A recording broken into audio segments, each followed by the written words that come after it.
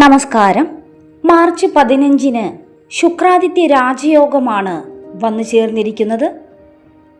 സമ്പത്തും ജീവിതത്തിൽ സമാധാനവും സന്തോഷകരമാമിതം കുടുംബജീവിതവും ഇവരുടെ ജീവിതത്തിൽ വന്നു ചേരും.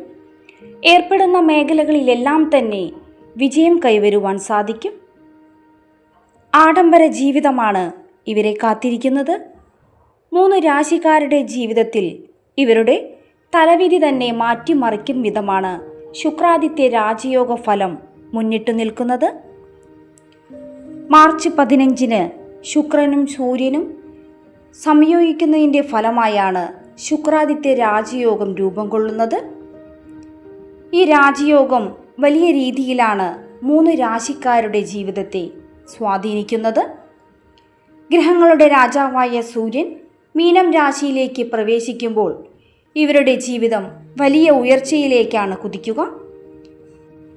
ശുക്രാദിത്യ രാജയോഗം 3 രാശിക്കാരുടെ ജീവിതത്തിൽ ഒട്ടും പ്രതീക്ഷിക്കാത്ത വിധം മാറ്റങ്ങളാണ് കൊണ്ടുവരിക.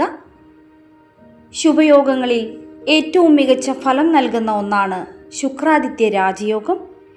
ഏതെല്ലാം രാശിക്കാരുടെ ജീവിതത്തിലാണ് മികച്ച മാറ്റങ്ങൾ സംഭവിക്കുന്നതെന്നും ധനപരമായ നേട്ടങ്ങളിലേക്ക് കുതിക്കുന്ന 3 രാശിക്കാർ ആരെല്ലാമാണെന്നും അറിയാം.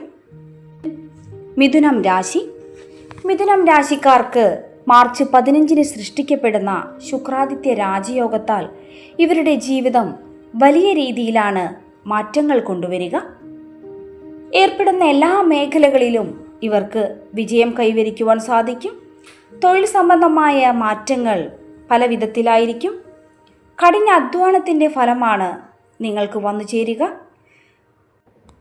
നിങ്ങൾ ആഗ്രഹിച്ചിരുന്ന കാര്യങ്ങളെല്ലാം തന്നെ നേടിയെടുക്കുവാൻ ശുക്രാദിത്യ രാജയോഗത്താൽ നിങ്ങൾക്ക് സാധിക്കും.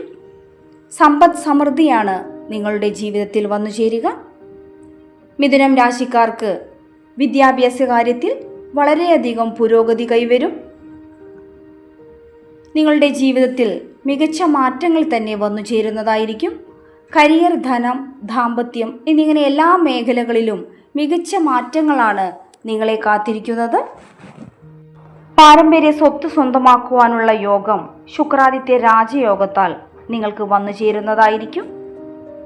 നിങ്ങൾ അത്ഭുതപ്പെടും വിധം മാറ്റങ്ങൾ തന്നെയാണ് ശുക്രാദിത്യ രാജയോഗം നിങ്ങളുടെ ജീവിതത്തിൽ കൊണ്ടുവരിക.